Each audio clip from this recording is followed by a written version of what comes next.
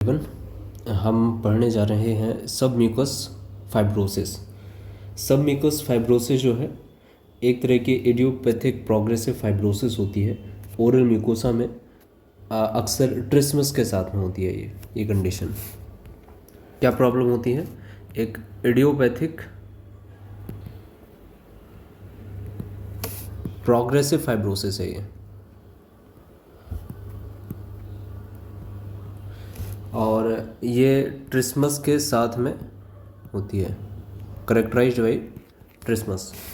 अगर इसकी हम कॉज की बात करें तो इसका कोई एग्जैक्ट कॉज तो नहीं पता, लेकिन जो लोग पान खाते हैं या जो तंबाकू खाते हैं, बहुत ज़्यादा गुटखा खाते हैं, उन लोगों में ये पाया जाता है। 30 से 40-50 साल के लोगों में ये अक्सर सबम्यूकस फाइब्रोसिस हो जाती है। इसके क्या क्लिनिकल फीचर्स होंगे, क्या सिम्टम्स होते हैं? तो शुरुआत में तो सोर माउथ रहता है, फिर बाद में ये सोर माउथ होता है, और जो स्पाइसेस होती हैं या सॉल्ट होता है, नमक और मिर्च के लिए बहुत ज़्यादा इंटॉलरेबल हो जाता है। थोड़ा भी मिर्च खाएगा बहुत ज़्यादा जलेगा, और माउथ में एक स्टिफनेस बनी रहती है। क्या होता है? स्टिफनेस बनी रहती है एक माउथ में, खोलने में दिक्कत होती है। जब कुछ खाना चाहेगा तब माउथ को खोलेगा ना, तब दिक्कत होगी। तो ये क्लिनिकल फीचर है कि सोर माउथ है इसका, और इसको स्पाइसेस और सॉल्ट से दिक्कत होती है, और माउथ में स्टिफनेस रहती है। बाद में क्या हो जाता है कि बहुत ज़्यादा डिफ़िकल्टी होती है, डिफ़िकल्टी इन ओपनिंग माउथ, ठीक है। और क्या होता है कि जीभ को निकालने में भी दिक्कत होती है, टंग को बाहर निकालने में भी दिक्कत होगी, difficulty in protrusion of tongue, ठीक है ना। ये दो सिम्टम मिलेंगे हमें किसमें? सबम्यूकस फाइब्रोसिस में। तो ये आइडियोपैथिक होती है, प्रोग्रेसिव फाइब्रोसिस होती है।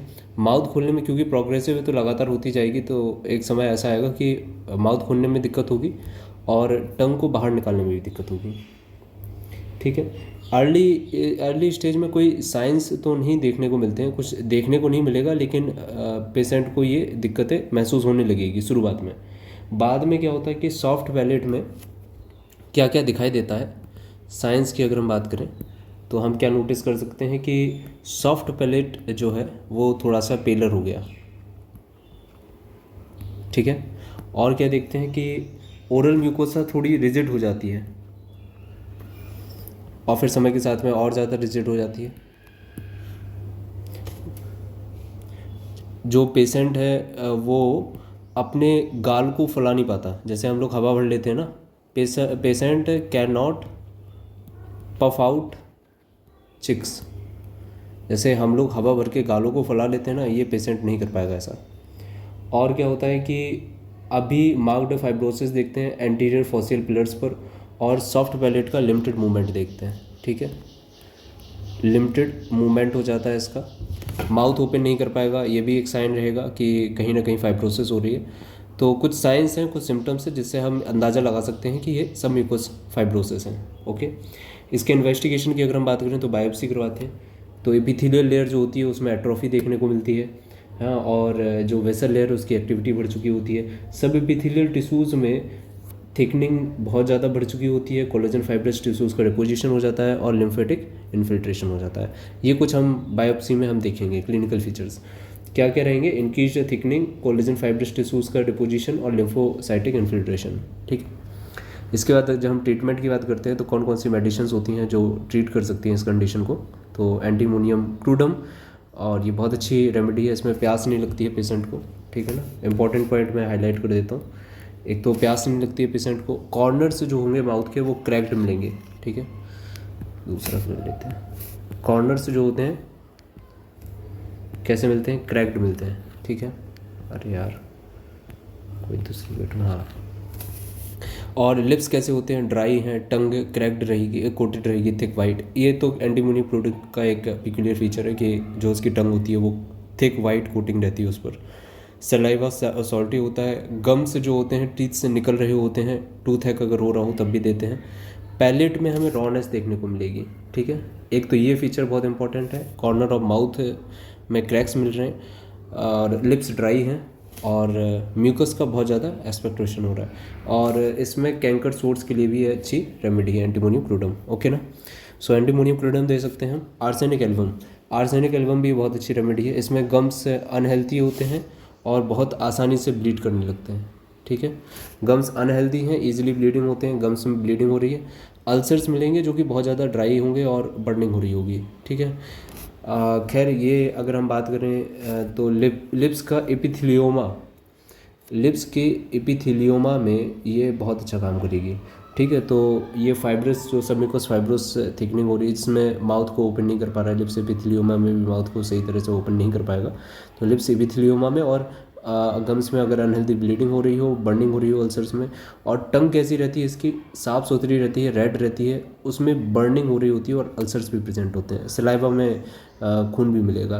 तो ये आर्सेनिक एल्बम का देखो बर्निंग, इसका बर्निंग सेंसेशन होना टंग पर, ये आर्सेनिक एल्बम का एक पिकुलियर फीचर है। एंटीमोनियम क्लोराइड में क्या था कि टंग जो है वो थिक कोटिंग उसमें मिलेगी। ठीक है ना। नक्स भूमिका में हम लोग क्या देखते हैं कि जॉ कॉन्ट्रैक्टेड होते हैं और अल्सर से जो होते हैं स्मॉल एपिथस होते हैं, इनमें भी ब्लडी सलाइवा होता है। टंग आगे की जो टिप है वो क्लीन रहती है, जो लेकिन पीछे का हिस्सा होता है उसमें वाइट येलो क्रैक्स प्रेजेंट होते हैं। तो एक ये फीचर मिला हमें, जो क्रैक्ड टंग है उसके लिए दे सकते हैं।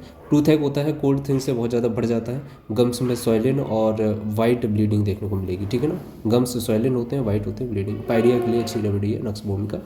और बाकी टंग में अगर वाइट येलो क्रैक्स से दिख रहे हैं पीछे वाले हिस्से पर, अल्सर्स हैं और जॉ कॉन्ट्रैक्टेड है। ठीक है, ये फीचर एक इंपॉर्टेंट है, जॉ कॉन्ट्रैक्टेड। ठीक है, जबड़ा खोलने में दिक्कत होगी। थूजा सबसे बेस्ट मेडिसिन है।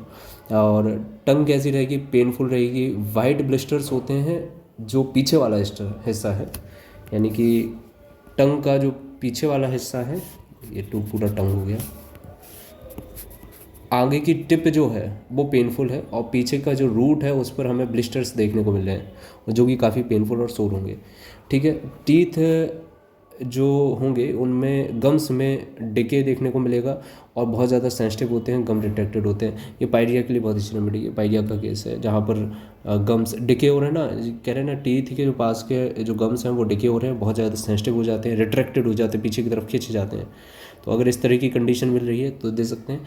रेनुला, ये टंग के नीचे एक ग्रोथ है और जिसको हम रेनुला कहते हैं। और वेरिकोस वेन, जो टंग पर वेरिकोस वेन होती हैं उनमें भी ये बहुत अच्छा काम करती है। थूजा, तो थूजा जो मेडिसिन है वो हम कब कब किस केस में दे सकते हैं। एक तो टिप पेनफुल होती है, वाइट ब्लिस्टर्स प्रेजेंट होते हैं टंग के पीछे वाले हिस्से में, और टीथ का डिके देखने को मिल रहा हो पायरिया के केस में। ठीक है, टूथ है नक्स भूमिका में, कोल्ड थिंग से बढ़ जाता है और जॉ कॉन्ट्रैक्टेड होता है इसमें, और वाइट येलो क्रैक्ड टंग देखने को मिलती है। ठीक है ना। और आर्सेनिक एल्बम में क्या है, एपिथेलियोमा और अनहेल्दी इजीली ब्लीडिंग हो रही है गम्स में। ठीक, और एंटीमोनियम क्लोराइड तो कॉर्नर्स माउथ के क्रैक्ड है और माउथ खोलने में भी दिक्कत होगी, जाहिर सी बात है, और पेन होगा क्योंकि क्रैक्ड माउथ में अगर हम अपना माउथ खोलते हैं या जो किनारे हैं, अगर लिप्स के जो कॉर्नर्स हैं अगर वो फट जाते हैं तो हम लोगों को माउथ खोलने में दिक्कत होती है ना, तो एंटीमोनियम क्लोराइड। ओके, तो ये थी हमारी मेडिसिन्स सबम्यूकस फाइब्रोसिस की। आई होप आप लोगों को समझ में आ गया होगा। Thank you for watching my video.